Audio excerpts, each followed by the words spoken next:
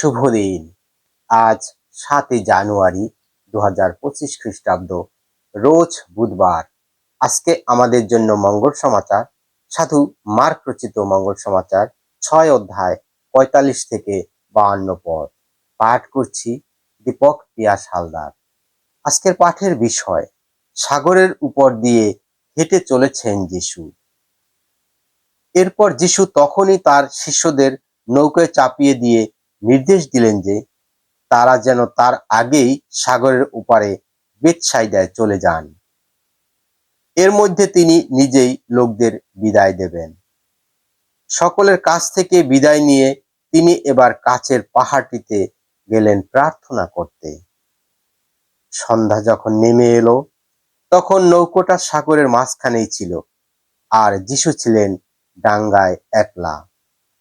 তিনি দেখতে পেলেন তার বাড়িতে শিষ্যদের খুবই কষ্ট হচ্ছে, কেননা বাতাসটা উল্টো দিক থেকেই বইছে।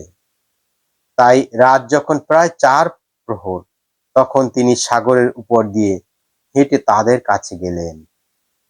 তিনি তাদের ছাড়িয়ে এগিয়ে যাচ্ছিলেন, কিন্তু তাকে সাগরের উপর দিয়ে হাঁটতে দেখে তারা মনে করলেন একটা ভূত যাচ্ছে।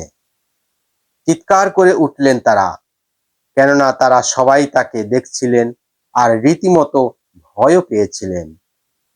কিন্তু তিনি তখনই কথা বলতে শুরু করলেন। তিনি তাদের বললেন, সাহস হারিও না, এ তো আমি, কোনো ভয় নেই তোমাদের। তারপর তিনি তাদের কাছে নৌকায় এসে উঠলেন, আর সঙ্গে সঙ্গেই বাতাস থেমে গেল।